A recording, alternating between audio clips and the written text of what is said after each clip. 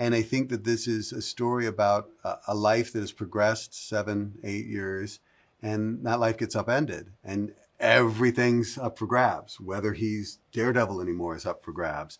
What lines he's going to cross or not cross is up for grabs. Dario Sana, first 2 episodes of Daredevil Born Again. Thank you. We're so back. We are so back. That's so great to hear, honestly. Congratulations. It's cool. I cannot wait to see the rest of it. I mean, I find it fun that the title, Daredevil Born Again, some of the dialogue, it seems there's an intentional meta nature behind some of it where it's like, hey, we know we did this thing before. We're doing something now. Can you talk about writing some of these sequences and some of these characters in a way that acknowledges that very thing? Reverence for the past, yet hope for the future. Exactly, yes. It was intentional. And because we're not doing the Born Again run, that was done in season 3, what we are doing is what Sana describes as a new kind of origin story. So we're taking these 3 people who were the promise on a napkin in season 3, and we're bringing them into now. And the writing is supposed to remind you of that. It's supposed to take you to places, a bar that you're familiar with. And then you're supposed to smash it up a bit.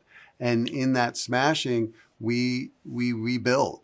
And I think that this is a story about a life that has progressed 7, 8 years, and that life gets upended. And everything's up for grabs. Whether he's Daredevil anymore is up for grabs. What lines he's going to cross or not cross is up for grabs. So I feel like it was a firm yet gentle hand that took us from season 3 into the now. Yeah. I find one of the most interesting feats I find in the Daredevil shows, and again in Born Again, is that everybody talks about the action, but the relationship between Wilson and Matt, it develops largely when they're not together. That's so impressive, and it happens again here. We come out swinging with them together, too, in a really intense conversation. Can you talk about capturing that relationship out of the gate and making sure that it's constantly escalating for those moments when they do finally cross paths, and how to make those really matter the most? When we first met, one of the first things you said was like, we got to get them together. Yeah. and that was intentional to, they come together, they issue kind of a challenge. I'm going to keep my beast at bay. You keep yours at bay. And we, the audience, are like, sure. Okay. Good luck with that, guys. So we wanted to set that challenge up. And then for me, anytime those 2 are together, something's going to happen.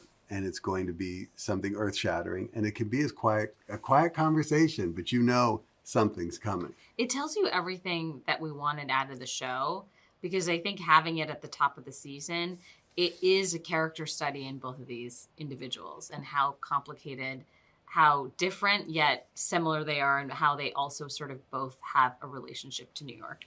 So And Charlie and Vincent brought a lot to the table there. They both talk about how these characters are dual. Which is the mask? Matt Murdock or Daredevil, Fisk or Kingpin, and they play that every second of that scene. Yeah. Growing up, Punisher was one of the first favorite characters I ever had. Same. Seeing John back as Frank in the little bit of the trailer we saw is awesome. Can you talk, without giving too much away, about where we find him, since it's been a while since we saw him? Yeah, it has been. So I worked on The Punisher. Getting a chance to work with John again was pure gravy in this whole thing. It was so much fun. The Punisher, like we were saying, so, all of these characters have moved along and grown up and evolved. And then there's Frank, okay? He just lives in a state of grief and revenge. Yeah, he lives in an extremely special place, which is a joy to behold. But in this particular story, Frank comes back for a very specific reason. And then he comes back at the behest of a very specific person. And that story is super fun. And then I could say this much. As always, when you finally get those 2, Matt and Frank together, there's a difference in philosophy that plays out in action. So yeah, it was fun to write, and that day was insanity. It was so fun just that to day be was there. nuts. Just as a fan, I'm like, oh my god, it's Daredevil and Punisher. It's just so cool. And Charlie and John know each other. They're good friends. They work great together. And there's this thing. It's the same thing as with Vincent and Charlie.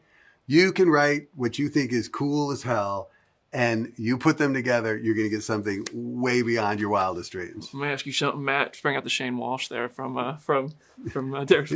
That'd be funny. My last question for you guys, because we're getting to a point now in the MCU where like those culminating event films are starting to be on the horizon with Doomsday and Secret Wars.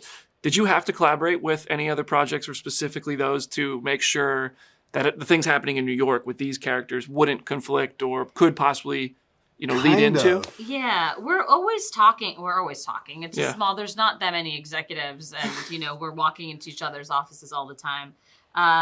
To an extent, we have to be aware. We have to be reflective.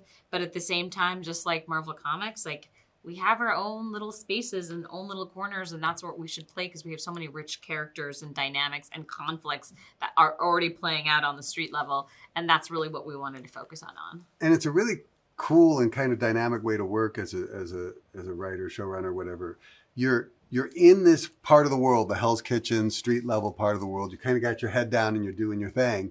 And then there's such a direct conduit vis-a-vis Sana in the studio. You get to hear, oh, well, we're thinking about this. And sometimes like, okay, keep that away. We want to protect ourselves. And other times like, oh, hell yeah, I can do X, Y, and Z that might bounce off of that. So it's always, there's a lot of communication, for lack of a better word, between the larger umbrella of the MCU and this little corner of it. I can't wait to see the rest of these episodes. I didn't even get to talk to you guys about Muse. Like, hopefully down the road we can connect again. Once Absolutely. I see, Yes. I want to hear what you think of the last two episodes. If you liked the first one, you'll love the last one. You'll see them all soon enough. I can't wait. I'm so excited for March 4th. Thank you all so much for the Thank time. you. Right on. I'm glad you dug it. I really am. I mean that Yes. sincerely. I genuinely, it was awesome, not just saying it. Right on. Awesome. Thanks, guys. Thank you. That Have a means great lot. day.